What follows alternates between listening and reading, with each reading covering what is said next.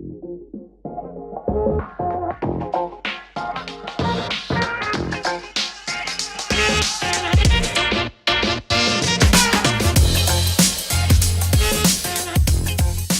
we have one additional guest coming on before we take a short break.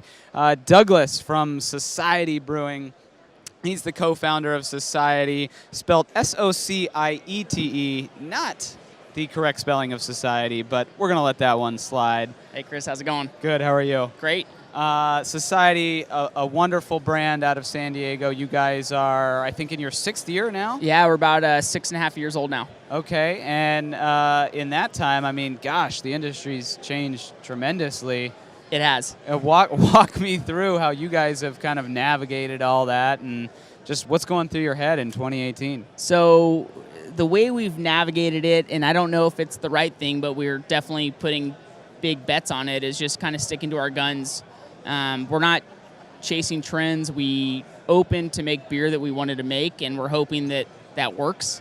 And I shouldn't say trends so much because then it gets lumped into hazy IPAs and stuff like that, which is obviously not a trend anymore. But it's here to stay. I think it's here to stay. Okay. We don't make them. That doesn't mean we don't like them. On the record, Doug, on the record, yeah, hazy IPAs are here to stay. It seems like it as of now. Okay. It doesn't seem like one of the fruited IPAs have come and gone, and we've had all these other beers. And look, it might drop off a little bit, but it's the people have spoken, the breweries have spoken. I mean, you've looked at the GABF entry numbers. Yeah. It's the biggest on record, so it's crazy. That says something. And it's great because it's kind of reinvigorated this new segment. It's gotten a lot of people into it, so it's fantastic. But for us, our whole thing is, and what we're gambling on is if we can just be ourselves and not try and chase anything else, then we're hoping we'll be fine. And we've built a good customer base in San Diego, and we're banking on them to keep drinking Societe beer. So what does being yourselves look like for Societe? From a portfolio standpoint, from a brand standpoint, what is being Societe all about? Being Societe it's very much, like I was saying, making beer we like to drink. And beer we like to drink, hopefully, is that beer you like to drink and that person over there likes to drink. That it might not be the hottest, sexiest new beer out there, but it's really freaking good beer, and that's what we're going off of. I mean, we look up to breweries like Carl Strauss and Sierra Nevada, and those are the guys that are our idols, our inspirations. And if we can be a fraction of what those guys have done, we'll consider ourselves successful. So this is a really long-term play for you guys, then, it would seem. I hope so. Yeah. I mean, that's... Well, we've seen some breweries jump in and, scale really quickly and sell. Right. And then we've seen, we were actually talking with Chris Kramer earlier today, and, he said, hey, we took an approach of brew pubs and staying tightly focused on our distribution in California at a time when everyone was asking us to send our beer everywhere and wondering why we were building brew pubs. And 30 years later, that seems like the perfect model today, but he had to remain incredibly patient through some of those years where it wasn't. Right. So you guys are kind of more in that camp of, hey, in 30 years, this is where we see things? Yeah, and if it's, and I hate to throw out names and compare, but if, Strauss is a smaller version of Sierra Nevada on a micro scale, then we kind of want to be a micro version of that. That there's only enough room for a couple national players. There's only enough room for a couple regional players in each place. Let's be as local as possible. And we make, we sell 99% of our beer in San Diego County. We self-distribute a lot like Strauss. Yep. And it's one of those things where you kind of have to know where your puzzle is going to fit into your puzzle piece is going to fit into the larger picture of everything. And if we can own our local market, that's what we're going to do. We're not going to grow to open up new markets and open up new cities or anything like that. We want to sell as much beer as we can in San Diego and try and lock in that market as much as possible. Well, it's most profitable to do it that way as well. That's, I don't know how profitable this business is to begin with, so. But at least keeping it close and self-distributing, it certainly helps. It definitely helps maintain, we can keep our hands on the beer until it gets to the restaurant. Very true. And we're still draft only, so. Yeah, I was going to say, you guys are still draft only focused, and today with how much cans have taken off and direct to consumer out the front door with cases to go, I'm a little bit surprised that you guys haven't kind of moved in that direction as well. Why not? So a big part of it's quality. I think as a small brewery, the easiest way to maintain quality, or at least deliver a high quality product, is in a keg. I think when you get into bottling and packaging without the proper lines, lab, all the logistics behind it, infrastructure, then it's at that point it becomes very difficult on a small scale. You get to a level of the Stones, the Strauss, any big brewery that's doing more than 50,000 barrels a year that has a built-out lab program and dedicated employees to the packaging line. At that point, your kegs and your bottles are probably going to be the same in the field. That, right, in terms of statistically speaking, quality-wise, you might have the same amount of problems with a keg than you can with a bottle. But if you're just canning and bottling just to sell it, we don't really agree with that. So we're not opposed to it. It can be done. We've looked into it.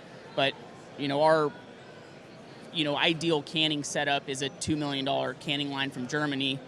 And so what? Come on, man! Like get the canning line. Let's go. Find the $2 million and let's get some Societe cans. Yeah, give me $2 million debt free. All right, just give it to me. Yeah, sure. And then we'll do it right after we finish this interview. Perfect. I'll start my bid for $2 million to find you $2 million. Awesome. Yeah. I won't be giving it to you. Yeah. But I can help. But so it's not out of the question. It just has to be done the right way. The way I look at it is you're starting you start your brewery. You raise all your money. You put the expenses in. You look at your utilities, employees, and taste room, and everything. Management. I see that the same way as starting a packaging line. You've got to have a packaging supervisor, packaging employees, a lab people. And, can you afford to dial everything in for the first 6 months or a year while you're figuring things out, or are you going to have to crank stuff out to make those finance payments? Yep. So it's, to me, starting a second brewery, and it's not out of the question. It just has to be done right for us. And we're at a level that we're starting to consider it again. We've always looked at it, but if we do it, we're going to keep it with San Diego. And that's... I heard there's a brewery for sale in San Diego. It's probably a couple. There's the old Ballast Point facility, so I don't know why Societe doesn't just move in there. That might be too big. There's always the right price, but I haven't contacted those guys. I haven't even thought about it. We're, still trying to max out our building. All right, I was fishing. I thought maybe, hey, breaking news, Societe buying the Ballast Point facility here. My side hobby is looking at equipment and breweries, so it's crossed my mind, but I think it really is probably too big for us right now. Fair enough. And especially with, we can talk about the future of craft beer. I mean, we got to be realistic about projections. Yeah. And I think for us and what we want to do, stay in San Diego only, I think that facility might be too big for us. Sure. If it were 2012, well, perfect. Especially with over 150 breweries in San Diego now. I mean, and competition is at an all-time high. And as a draft-only brewery, doesn't that give you guys a little bit of concern that the fight for tap handles is eventually just going to be so overwhelming that you'll need to move to the off trade? It's not a concern. We came across that difficulty probably mid 2016. Okay. Towards the end of 2016, we saw these breweries coming up, and it's not just breweries in San Diego. We have large regional breweries from outside of San Diego that are coming in to sell our beer. So we restructured our whole so we self-distribute in San Diego, restructured everything to make it basically a small distribution company. So it makes us more financially inefficient, but it makes it infinitely scalable. And that's kind of what's helped us out. So we're putting in more dollars to every single keg that we sell, but we're setting everything up for the future a lot better. Interesting. So are you going to distribute for other brands then? No. Not as of now. There's no plan for that. But maybe down the road. I mean, Carl Strauss is doing a little bit of that. You said, right. You kind of model a lot of what you guys are doing after them. So possibility at some point, you think? I don't like to rule anything out, even hazy Smart. IPAs. Smart. Yeah, we learned early on, never say never type thing. Travis and I came in as these stubborn, thick-headed brewers. And, we're not going to do this. And then, that's when you're writing the business plan. All of a sudden, by the time you open, it's so different. So you learn really quickly that everything can change and you have to adapt and evolve. And we look at it probably once a year, starting a distribution company, because we've got all the logistics set up. It's like, why not, what if we signed a brewery big name brewery out of Michigan or New York City, something like that, where it's like, let's put them on our truck. We're already going to the best places in San Diego. Right. But it's tough. I don't know if we have the mental capacity to do that. Fair. Let guys like Strauss and Stone and So- CBG do it. So as a draft-only brewery, primarily, what's the secret to keeping a tap handle? Like 100 and over 150 breweries in San Diego, the Right. national players in there as well, as you mentioned. How do you keep your tap handles? I think it's relationship. I think it's getting in front of the guys. I mean, we've got only 2 salespeople for all of San Diego. 2 delivery people, a logistics guy. We have our own draft cleaning guy. I think a lot of it is it's customer service. It's as simple as that. Having good product goes a long way, but it's sales 101. I mean, hit the pavement. It's not easy. Everyone says that, oh, it's Society. You guys, they tell our sales guys, oh, it's got to be so easy to sell this. And that's like the most frustrating thing in the world. It's like, no, there's 30 tap handles here, 150 breweries here, with another 30 big-time breweries coming in, and we're self-distributed. So it's the battleground. And I don't think there's any secret other than hard work. Yeah. I mean, our sales guys kill it, and our operations guy stays on them. Our delivery guys are kind of the O-line of our sales and distro, and it's a big team effort. Everyone's working in unison. I think probably is the best thing. Well, I mean, beer is a relationship business on the trade side as well as on the consumer side. And you guys have a tap room as well. So how's business been there? I imagine it's had to have picked up in recent years as more consumers have just found themselves in breweries and wanting to drink there all the time. It's actually gone down a little bit. Really? Yeah. Well, so when we opened 6 years ago, there were 50 breweries in San Diego. We still have a really good name, but I think it was a lot. Let me back up. Statistically speaking, so 150 breweries in San Diego. We opened there was 50. Add in all the satellite tasting rooms.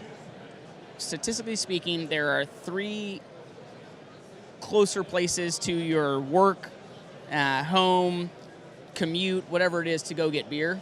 And so we saw a dip, and what we had seen in the first couple of years is maybe we had slow months where it dipped down a little bit, and then all of a sudden, like maybe around 2015, there was a dip and it just never regained, which is totally fine because we still make good money out of the tasting room, and we see tasting rooms more as a marketing arm than anything else. I mean, you want the Society experience, come to the Society tasting room. So That's our best asset in terms of educating people on every single one of our beers.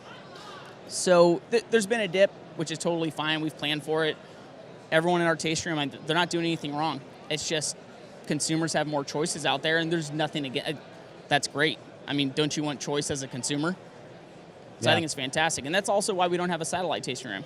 Yeah. Well, certainly interesting to hear that that's actually dipped. I mean, I guess not terribly surprising given the level of competition, but just knowing the kind of fervor around visiting brewery tap rooms all over the country, I'm a little bit surprised to hear that.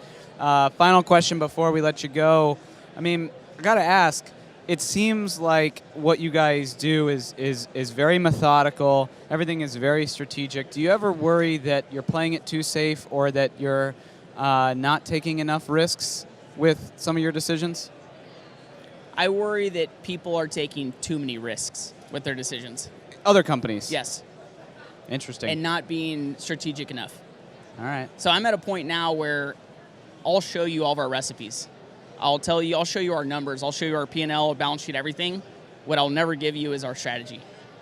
And that's nowadays with this many breweries, I mean, that's the only thing that keeps us separate from anybody else. So, no, I don't think we're not taking enough risk. We take a good amount of risk. It just might not be seen. There's a lot of stuff behind the scenes that we make decisions on, we put in place that go unnoticed specifically, but on the whole, you see it as, oh, okay, they're doing a good job. Yeah. Well, very interesting stuff.